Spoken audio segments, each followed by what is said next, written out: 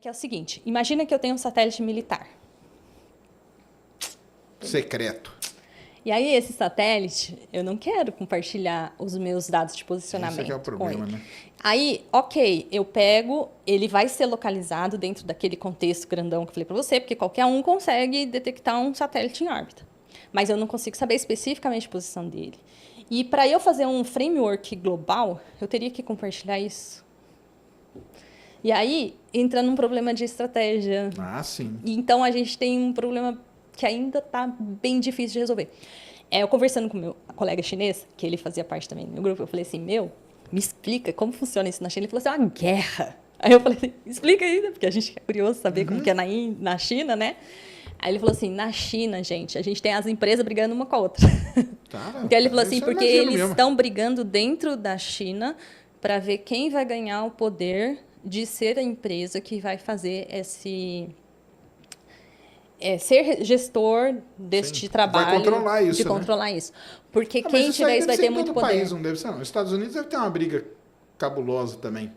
Hoje, eu acredito que seja, né, responsabilidade da defesa. Então, tipo, é mais fácil. Ele pega e fala, o exército. Mas na China, parece que dentro do próprio governo tem grupos brigando entre eles. Pelo menos foi o que ele me disse. Entendi. Mas eles vão resolver isso, porque eles têm sido bastante prejudicados, né? Uma das reclamações maiores que a China tem é porque a SpaceX está sempre entrando em rota de colisão com a estação espacial chinesa. Com a chinesa, caramba. Isso. E você manobrar uma estação é bem diferente de você manobrar um CubeSat. Entendeu? Satélite, E aí, como que você vai dizer, por exemplo, que a estação chinesa, por exemplo, vai falar assim, não, eu tenho certeza que o Elon Musk vai tirar o satélite. O Elon Musk, eu estou dizendo ele, mas a empresa dele vai tirar esse satélite. Porque uma coisa é os Estados Unidos, que o Elon Musk está lá, depende totalmente dos Estados Unidos para a maior parte da vida, das coisas que ele faz, ele pegar e afrontar a estação espacial americana. Mas a chinesa... Chinesa é demais, né? Então, assim, tem bastante coisa bem complicada nesse setor. E, assim, da minha parte aqui para o Brasil, eu penso que a gente faz isso, o INPE tem já há anos que vem trabalhando com essa forma de lidar com os nossos satélites para garantir que eles não colidam com nada. Não colidam com nada. Cumpram a missão deles e tal. E não fiquem como lixo lá depois, né? Mas se a gente vai começar a ter empresas privadas lançando satélite, que eu espero que aconteça, porque isso iria ampliar, né, a capacidade do Brasil de entrar no mercado, a gente precisa que... Pablo Marçal, ele falou que quer lançar satélite. Aí, Pablo Marçal, tem que estudar isso aí. Ele já deve saber. A gente tem que ter isso bem estabelecido como uma legislação interna bem forte antes. E isso acho que não está muito bem organizado. Não é nem questão de que não tem intenção e nem interesse do país, mas é questão de, vai ser assim, esse órgão vai ser responsável por isso, a empresa vai passar por isso, ainda não tem essa regra muito clara, né? Então, para o Brasil entrar nisso, tem que fazer essa parte. E aí a gente parou na legislação. Então, olha para você, a gente não conseguiu desenvolver mais do que isso, porque mas tem tanta coisa para resolver brasileira? primeiro. Não, a proposta é internacional. É internacional. Mas aí quem que tomaria conta disso? Teria um órgão para isso? Isso a gente propõe, né, que o nossa, né, ela seja responsável por de alguma forma fazer a conciliação entre os países. Explicar, pessoal, a UNOSA, né, é um órgão dentro da ONU, né? Dentro da ONU, que é responsável por cuidar dos objetos que estão no espaço, né? Mas aí é um problemático, não é não? É por isso que a gente saiu disso. Porque se você pensar que a gente começa... ela surge lá em 1958, quando a gente tem lá Sputnik. Lançou o primeiro, já começou.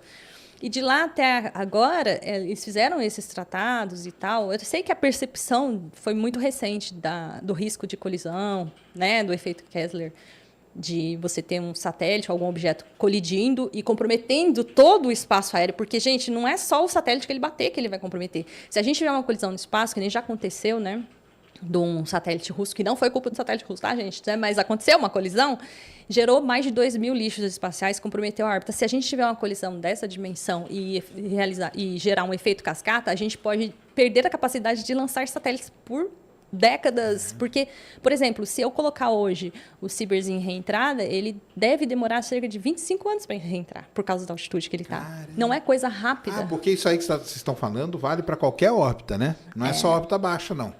Baixa, média, tal, geoestacionária. Para geoestacionária é uma outra abordagem, porque você não vai mandar ele descer, porque senão aí você esquece, não vai ficar o resto da vida, né? Vai passar a gente e tal. É mais fácil só engolir. No caso dele, é jogar para fora. Você coloca ele para fora, para ele ir para o espaço mesmo, se perder, virar um asteroide, sei lá, qualquer coisa aí girando no universo. Legal. Quem está na geoestacionária... capturado aí por uma nave alienígena. Daí descobri que existe vida inteligente, ou mais ou menos. Mais ou menos. Mas e as propostas de limpar a órbita? Então, isso tem também. Então, isso é um mercado, tá? Então, por exemplo, eu estudei business... Então, esse aí eu acho que é o mercado, que a partir de agora vai ser talvez um dos maiores, né? Porque nós estamos falando aí, aqui você fala das constelações, o pessoal chama de mega constelações, né?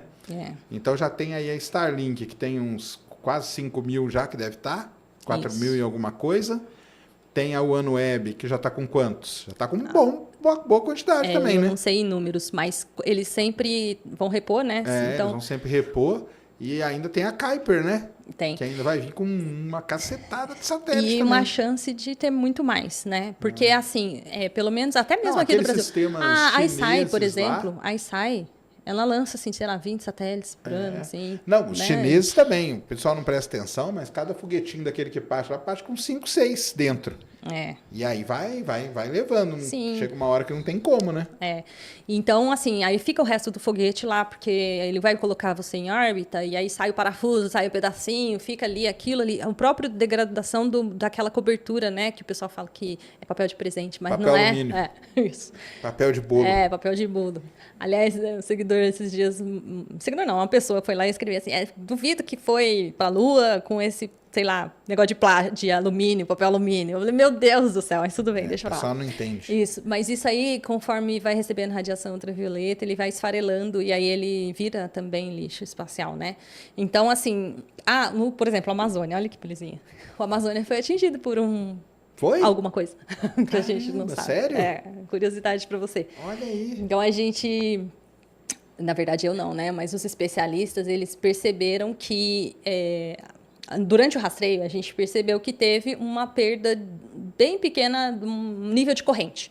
Que, sei lá, vamos supor, devia estar em, sei lá, 15, aí foi para 14,9.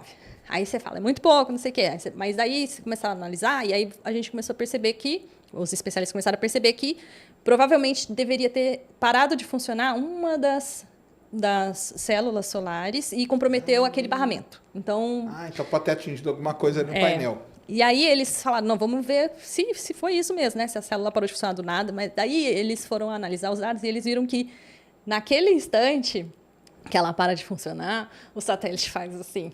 Caramba! Então, tomou uma pancada. Tomou uma pancada. Daí ele deu uma sacudida. Bom que ele é grandão, né? E ele também tem mais painéis, né? Não é só que... Então, não perdeu o tempo de vida útil nem nada, mas é um exemplo de riscos de colisão, por exemplo, nesse caso, indetectável, porque também tem isso, a gente não consegue detectar coisas menores que 10 centímetros. Então, isso também envolve pequenos asteroides. Então, a gente não consegue detectar coisas muito pequenas que possam estar ali naquela região. Um parafusinho você não consegue detectar. Não consegue. E ele a 27 mil km por hora, né? Ele causa um estrago. Bala, né? É uma bala. Caramba.